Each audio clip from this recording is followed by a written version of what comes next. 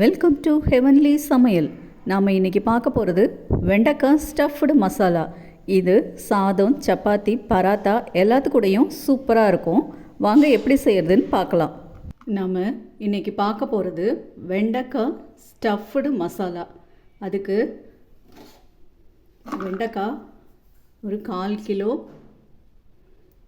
காம்பு அடிப்பகுதியெல்லாம் கட் பண்ணிவிட்டு நடுவில் இந்த மாதிரி கீரி ஃபுல்லாக எடுத்து வச்சுருக்கேன். ஒரு 3 பெரிய வெங்காயம் நல்லா பொடியாக கட் பண்ணி வச்சுருக்கேன். 2 மீடியம் சைஸ் தக்காளி பொடியாக கட் பண்ணி வச்சுருக்கேன். கடலை மாவு 3லேருந்து 4 டேபிள் ஸ்பூன் எடுத்து வச்சுருக்கேன். இப்போ ஃபஸ்ட்டு கடலை மாவை வெறும் வாணலில் கொஞ்சம் ரோஸ்ட் பண்ணி எடுத்துட்டு அது கூட உப்பு, மிளகாய்த்தூள், தனியாத்தூள், கொஞ்சமாக கரம் மசாலா தூள் எல்லாம் போட்டு இந்த வெண்டைக்காய் உள்ள ஸ்டஃப் பண்ணி அதை நல்லா கொஞ்சம் எண்ணெயில் வதக்கலாம். இதெல்லாம் ரெடி பண்ணிவிட்டு ஃபஸ்ட்டு இப்போ ஒரு வாணலில் இந்த கடலை மாவை வறுத்து எடுத்துக்கலாம். வாணலில் கடலை மாவை போட்டுடலாம்.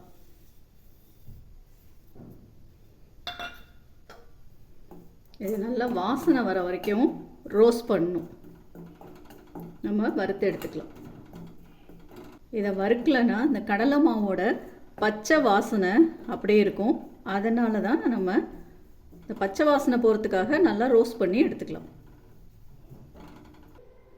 இப்போ நல்லா ரோஸ்ட் பண்ணியாச்சு. ஓரளவு கலர் மாறிடுச்சு.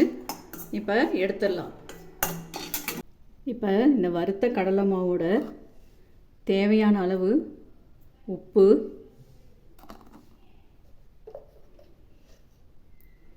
தனியாத்தூள், மிளகாத்தூள் எல்லாம் போட்டு நல்லா கலந்து அந்த வெண்டைக்காய் உள்ள ஸ்டஃப் பண்ணிக்கலாம். கொஞ்சமாக இந்த மாதிரி தண்ணி விட்டு இந்த அளவு கலந்தால் தான் அந்த நம்ம கீறி வச்சுருக்கிற வெண்டைக்காயில் இதை நல்லா ஸ்டஃப் பண்ண முடியும். இப்போ எப்படி ஸ்டஃப் பண்ணலான்னு பார்க்கலாம். நம்ம கீறி வச்ச வெண்டைக்காயில் இந்த மாதிரி ஸ்டஃப் பண்ணி வச்சுருக்கோம். இப்போ இதை ஒரு சட்டியில் கொஞ்சம் எண்ணெய் விட்டு இதை நல்லா ரோஸ்ட் பண்ணிக்கலாம். ரோஸ்ட் பண்ணிவிட்டு அப்புறமா பார்க்கலாம். சட்டியில் ஒரு குழிக்கரண்டி அளவு எண்ணெய் விட்டுக்கலாம். இது கொஞ்சம் எண்ணெய் இருந்தால் தான் இந்த வெண்டைக்காய் நல்லா ரோஸ்ட் ஆகும். நல்லா சிம்மில் வச்சு நல்லா ரோஸ்ட் பண்ணணும். கொஞ்சம் எண்ணெய் காயிட்டும். இப்போ எண்ணெய் காஞ்சிச்சு. இதில் நம்ம வெண்டைக்காயை வச்சிடலாம்.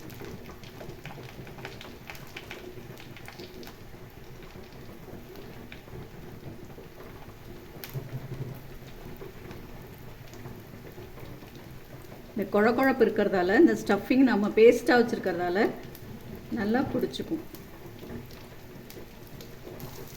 இதை மெதுவாக அப்படியே கிளறி கொடுத்துடலாம்.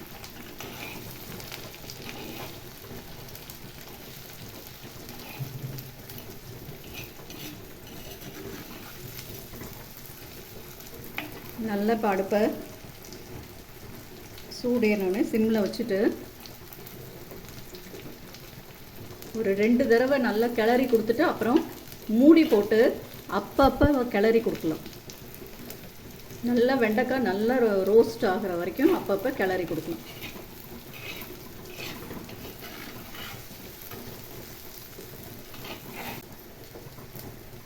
நல்லா அடுப்பில் சிம்மில் இருக்குது. இப்போ ஒரு மூடி போட்டு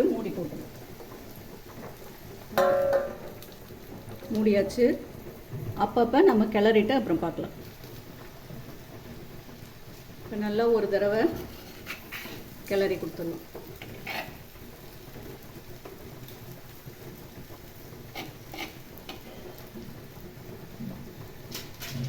இப்போ மூடிடலாம். இது ஒரு 20 மினிட்ஸ் ஆகுது நல்லா வேகணும். அதுக்கப்புறம் நம்ம மசாலா ரெடி பண்ணலாம். 20 மினிட்ஸ் ஆயிடுச்சு. இதை பாருங்கள், வெண்டைக்காய் நல்லா வெந்துருச்சு. நல்லா இந்த நம்ம போட்ட மசாலாவும் நல்லா வெந்துருச்சு. இப்போ இதை ஒரு பிளேட்டுக்கு மாற்றிட்டு இதிலே நம்ம மசாலாவை தாளித்து விட்டுடலாம். வெண்டைக்காயை எடுத்துடலாம். வெண்டைக்காய் முக்கால் வெந்தால் போதும். நம்ம திரும்ப மசாலாவிலையும் போட்டு நல்லா கொதிக்க விட போகிறோம்.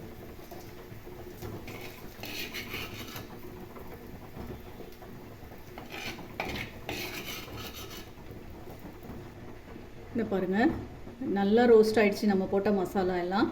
இப்போ இதில் தாளித்து கொட்டிடலாம். நம்ம மசாலா ரெடி பண்ணிடலாம். இப்போ இதில் ஒரு 2லேருந்து 3 டேபிள் ஸ்பூன் எண்ணெய் விட்டுக்கலாம். இப்போ தாளிக்கிறதுக்கு கடுகு, உளுத்தம்பருப்பு, சோம்பு 3 போட்டு தாளிச்சிக்கலாம். இப்போ கடுகு, உளுத்தம்பருப்பு, கடலைப்பருப்பு, சோம்பு எல்லாம் எடுத்து வச்சுருக்கேன். எண்ணெயில் போட்டுடலாம்.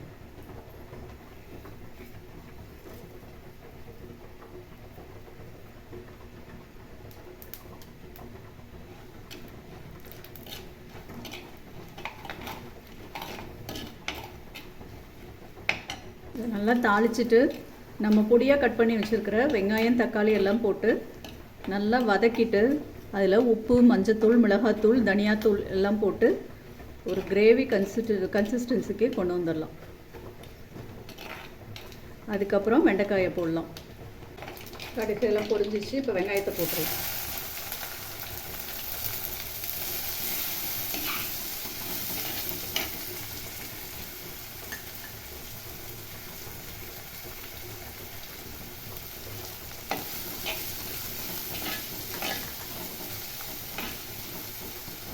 வெங்காயம் வதங்கிறதுக்கு கொஞ்சமாக உப்பு போட்டுக்கலாம்.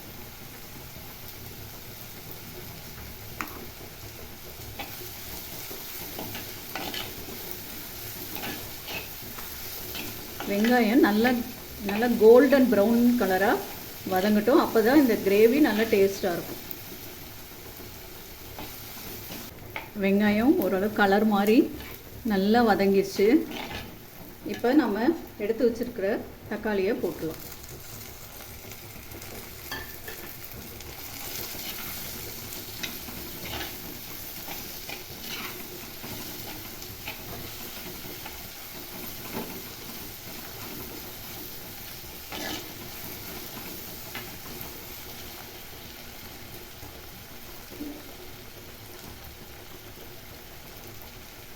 இதுக்கு தேவையான உப்பு சேர்த்துடலாம். நான் இன்றைக்கி கல் உப்பு தான் சேர்க்குறேன். நீங்கள் எந்த உப்பு வேணாலும் சேர்த்துக்கலாம்.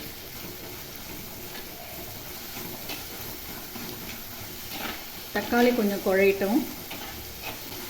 தக்காளி கொஞ்சம் வதங்கிடுச்சு. இப்போ மஞ்சத்தூள், மிளகாத்தூள்லாம் போட்டுடலாம். நம்ம உப்பு போட்டுட்டோம். இப்போ இந்த டிஷ்ஷுக்கு தேவையான மஞ்சத்தூள்,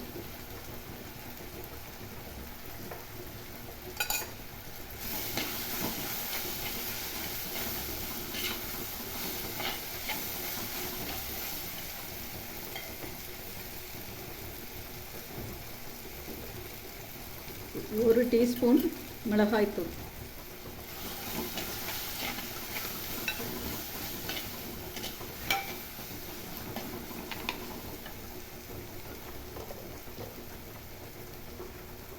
அரை டீஸ்பூன் தனியாத்தூள்,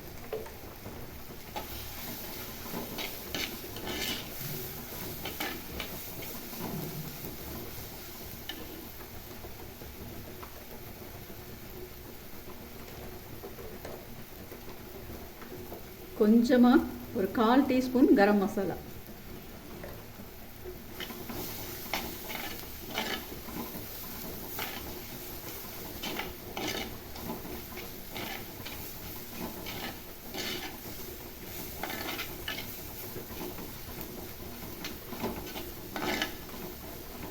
நல்லா தக்காளி எல்லாம் நல்லா வதங்கிருச்சு.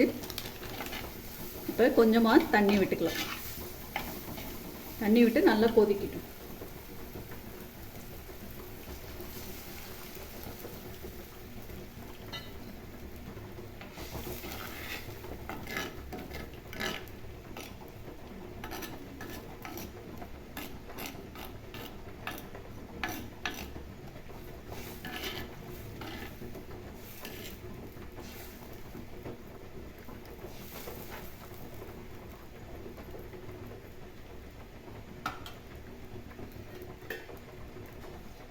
இது நல்லா கொதிக்கிட்டோம்.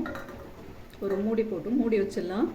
இது நல்லா கொதித்த உடனே நாம் ரோஸ்ட் பண்ணி வச்சுருக்கிற வெண்டைக்காயும் போட்டு நம்ம இந்த வறுத்து வச்சுருக்கிற இந்த மசாலாவில் மீதி இருக்குது அதையும் நல்லா தண்ணி விட்டு நல்லா கரைச்சி அதில் விட்டு நல்லா ஒரு கொதிக்க விட்டு இறக்கிட்டோன்னா நம்ம வெண்டைக்காய் மசாலா, வெண்டைக்காய் ஸ்டஃப்டு மசாலா ரெடி. இதை பிந்தி ஸ்டஃப்டு மசாலான்னு சொல்லலாம். இது நல்லா கொதி வரட்டும், அப்புறமா பார்க்கலாம். நல்லா கொதிச்சிருச்சு. இப்போ நம்ம ரோஸ்ட் பண்ணி வச்சுக்கிற வெண்டைக்காயை போட்டுடலாம். நம்ம ரோஸ்ட் பண்ணி வச்சுருக்கிற வெண்டைக்காயை போட்டாச்சு. இது நல்லா கொதிக்கட்டும்.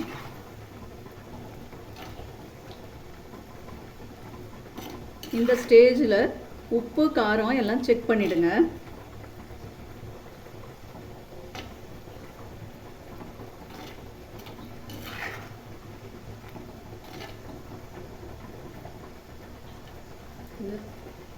திக்காக இருக்குது, கொஞ்சமாக தண்ணி விட்டுக்கலாம்.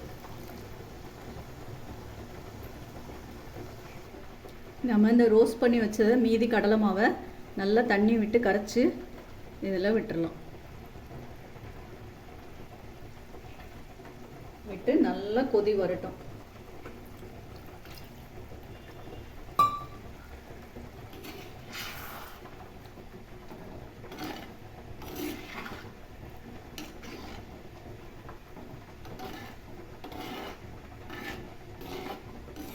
நம்ம கடலை மாவு சேர்த்துருக்கிறதால இது அப்பப்போ கொஞ்சம் கிளறி விட்டுக்கிட்டே இருக்கணும். நல்லா இந்த அடியிலேருந்து கிளறி விட்டால் ரொம்ப வெண்டைக்காய் உடையாமல் இருக்கும். ஆல்ரெடி வெண்டைக்காய் நல்லா வெந்துருச்சு. நல்லா சிம்லேயே வச்சு நல்லா மூடி போட்டு நல்லா வேக விட்டுக்கலாம். இதில் ஒரு அரை டீஸ்பூன் சுகர் சேர்த்துக்கலாம். அப்போ தான் அந்த டேஸ்ட்டு கொடுக்கும்.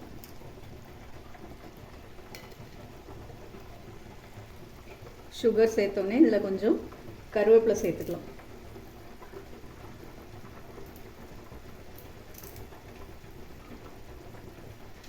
சேர்த்து நல்லா கிளறி விட்டுருவோம்.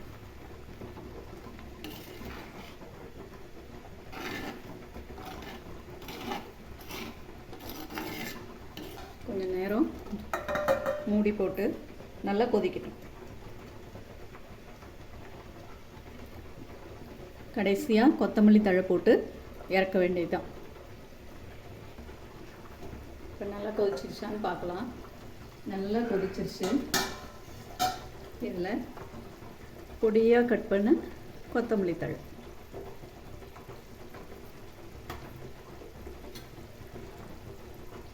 சேர்த்து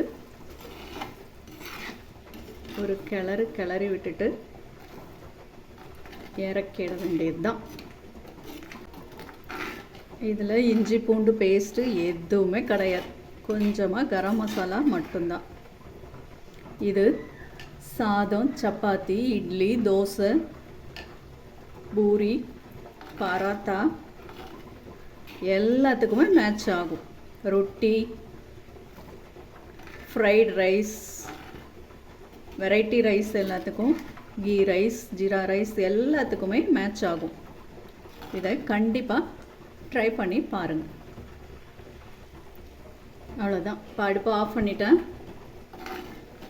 சட்டியில் பாருங்கள், இன்னும் கொதிச்சிட்ருக்கு. சுட சுட வெண்டைக்காய் ஸ்டஃப்டு மசாலா ரெடி ஆயிடுச்சு. வாங்க சாப்பிட்லாம். சூப்பர். தேங்க்யூ.